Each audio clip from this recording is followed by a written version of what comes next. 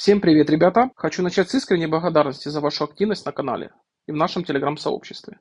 Ваши комментарии, вопросы и поддержка вдохновляют продолжать делиться своим опытом и знаниями. Вместе мы создаем пространство, где каждый может найти что-то полезное для себя, обсудить стратегии и поделиться своими успехами. Сегодняшнее видео будет особенно интересным, ведь мы разберем тему, которая волнует многих из вас. На какое из двух мероприятий стоит тратить свои ресурсы? Мероприятие «Король ледяного поля», кое еще его называют, либо в мероприятии «Мощь государств». Его еще называют стадией подготовки СВС. Я постараюсь ответить на ваши вопросы, поделиться своей тактикой и подсказать, как выбрать правильный путь в игре, чтобы она приносила максимум вам удовольствия. Устраивайтесь поудобнее, запасайтесь чаем либо кофе и давайте начнем. Перед началом обсуждения попрошу вас поставить лайк этому видео и подписаться на канал, если вы еще этого не сделали, так как для меня это очень важно. Сегодня мы с вами обсудим различия между двумя основными мероприятиями: «Король ледяного поля» и стадии подготовки СВС. Как вы все прекрасно знаете, стадия подготовки СВС – это соревнование между двумя серверами. А мероприятие «Король ледяного поля», КОИ, как еще называют у нас, это перевод с английского названия King of Icefield, где у нас существует два индивидуальных рейтинга. Первый – это среди вашего государства, а также общий индивидуальный рейтинг между 5 разными серверами. Я помогу вам разобраться в их особенностях, а также выделим основные плюсы и минусы каждого из них. Для тех, кто еще не видел мои подробные видео о данных мероприятиях, я оставлю ссылки в закрепленном комментарии к этому видео. Не забудьте посмотреть, это может быть полезно для вас. Касательно чередования мероприятий, как вы знаете, что данные события чередуются каждые 2 недели. Например, если на этой неделе проходит мероприятие «Стадия подготовки СВС», то через 2 недели нас ждет мероприятие «Король ледяного поля», а затем снова будет СВС. И, конечно же, необходимо понимать, если вы рассчитываете копить ресурсы на протяжении 2 недель, чтобы занять хорошие позиции в обоих мероприятиях, у вас, скорее всего, ничего не выйдет. Опытные игроки обычно выбирают одно из мероприятий, на которое сосредотачивать свои усилия и ресурсы. Как вы все знаете за меня, я лично отдаю предпочтение мероприятию «Король ледяного поля». Я ранее копил ресурсы в течение месяца, но после слияния серверов конкуренция значительно выросла. Поэтому я изменил свою тактику. Сейчас я коплю свои ресурсы на протяжении 2 месяцев и совмещаю участие с КОИ с мероприятием «Драконий тиран», либо в мероприятиях от администрации. Почему так выходит? Одна из миссий в рамках подготовки к тирану включает тренировку и сбор ресурсов, что позволяет эффективно совмещать 2 мероприятия. Если мероприятие «Король ледяного поля» пересекается с мероприятием от администрации, как было в последний раз, то по такой же схеме можно совместить и эти 2 мероприятия. К сожалению, из-за проблем регистрации моего нового альянса после трансфера, я не смог своевременно подготовить видео про Драконий тиран. Однако обещаю исправиться. Как только ситуация стабилизируется, а это будет уже после следующего трансфера, я выпущу обзор на это мероприятие, а также на другие обещанные темы. Остальные мероприятия закрываю минимальными усилиями, чтобы получить базовые награды.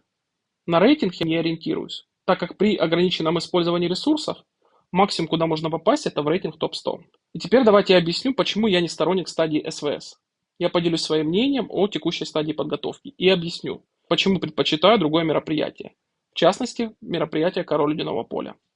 Сразу хочу подчеркнуть, это исключительно мое видение, и особенно прошу учитывать это руководители альянса и R4. При переходе на новый сервер или новый альянс я всегда уточняю у руководства текущего альянса, можно ли мне сосредоточить свои ресурсы на мероприятии King of Icefield, которое приносит мне максимум пользы и удовольствия. Для меня текущее мероприятие идет в приоритет, а не стадия подготовки СВС. Такой подход позволяет мне участвовать в игре комфортно, рационально распределяя свои ресурсы. Теперь давайте подробно разберем, почему стадия подготовки СВС вызывает у меня больше вопросов, чем восторга. Стадия подготовки СВС длится 5 дней, в течение которых 2 сервера соревнуются друг с другом. Победитель определяется по итогам 5-дневного противостояния и получает следующий бонус: ускорение лечения войск, ускорение вместимости военного бюро, а проигравший сервер, напротив, теряет доступ к этим бонусам, а битва за замок проходит на его территории. Критичны ли эти потери? На мой взгляд, нет. И вот почему.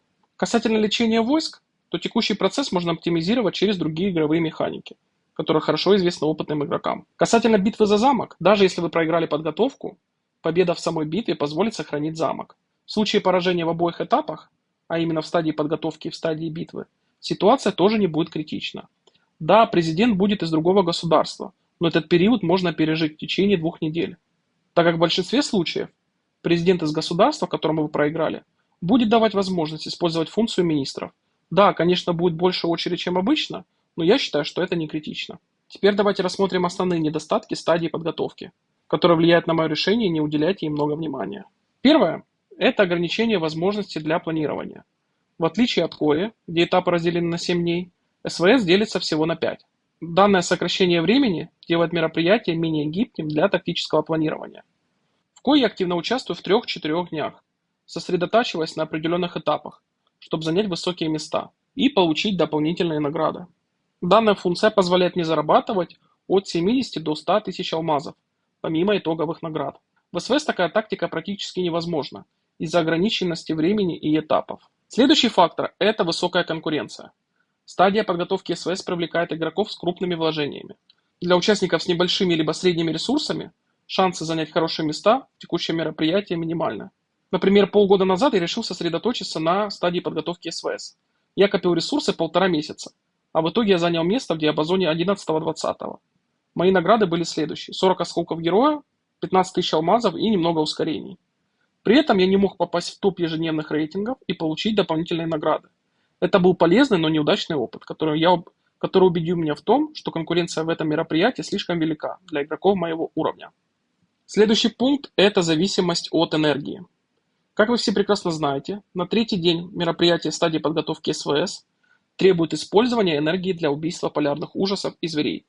Чтобы активно участвовать в данном этапе, необходимо приобрести ультраценную карту на месяц, которая стоит $12. И она дает вам 6000 энергии на месяц. Для меня этот пакет не выгоден. Я предпочитаю использовать накопленную энергию для других целей, таких как события от администрации, где важно попасть хотя бы в рейтинг топ-25 для получения рамки аватара. В КОИ данного этапа нет, что делает его более привлекательным для экономии ресурсов и планирования. Следующий пункт относится уже к тем губернаторам, у которых появилось мероприятие «Драконий тиран». По моему опыту игры могу сказать следующее, что по статистике более часто мероприятие «Король Ледяного поля» пересекается с мероприятием «Драконий тиран», где день подготовки войск в КОИ пересекается со стадией подготовки Драконьего тирана. На последнем тиране, с учетом того, что мой альянс не попал в участники, я мог зарабатывать очки и дополнительные награды. По итогу за обучение большого количества войск я получил большое количество очков в КОИ и помимо этого получил неплохие дополнительные награды в стадии подготовки Драконьего тирана, где были в том числе порядка 250 огненных кристаллов. А я считаю, что это хороший бонус. Помимо этого, последнее КОИ пересеклось с ивентом от администрации. Так что я мог участвовать и в этом мероприятии одновременно. А вот пересечение стадии подготовки СВС довольно-таки редко на моей памяти пересекается с другими мероприятиями. Так что в четвертый пункт минуса участия в стадии подготовки СВС я могу сказать, это отсутствие пересечения с другими мероприятиями. А вот в КОИ другая ситуация. Данный ивент довольно часто пересекается с ивентами от администрации, либо с Драконьим тираном. Даже с учетом новой награды за итоговый рейтинг топ-10, где помимо базовых итоговых наград, вы получаете скин на остров, меч завоеваний. И я считаю менее целесообразным участие в стадии подготовки для получения данного скина, чем участие в битве. Получить скин проще, особенно при грамотной тактике. Мой друг Виктор ВФК, играющий без доната, кто общается с нами в чате телеграм-канала, тот прекрасно знает, о ком я говорю. И вот он является ярким примером. Благодаря четкому планированию он стабильно занимает первые места в битве, что позволяет ему без особых проблем получить этот скин. И теперь давайте я скажу пару слов от себя касательно стадии подготовки. Текущее мероприятие имеет свои плюсы, но недостатки для меня все еще по-прежнему перевешивают. Я предпочитаю мероприятие, которое позволяет эффективно использовать ресурсы, минимизировать затраты и совмещать задачи с другими активностями. И если у вас есть свой взгляд на этот вопрос, и если вы хотите обсудить детали, пишите в комментариях. Буду рад вашему мнению. Помимо этого, напишите в комментариях, где вы более активно участвуете, в стадии подготовки СВС, либо, как и я, выбирайте мероприятие «Король Ледяного поля». Ну что ж, друзья, а на сегодня это все. Огромное спасибо, что посмотрели это видео до конца. Ваше внимание и поддержка– это топливо для моего генератора идей. Надеюсь, сегодняшние советы помогут вам эффективнее справляться с выживанием в суровых условиях Whiteout Survival и сделать вашу игру более увлекательной. Не забывайте делиться своими мыслями в комментариях. Расскажите, какую тактику используете вы и что вам помогает попадать в топы. А если вдруг остались вопросы, пишите. Буду рад обсудить или сделать новое видео. Обязательно заходите в наш Telegram. Там мы продолжаем общение, делимся инсайдами, полезными советами и, конечно же, я делюсь с вами одним из первых подарочными сертификатами от администрации. Спасибо, что остаетесь со мной, берегите свои ресурсы и грамотно их используйте. До встречи в новых видео и пусть удача будет всегда на вашей стороне. А на сегодня все. Всем спасибо за просмотр и всем пока-пока.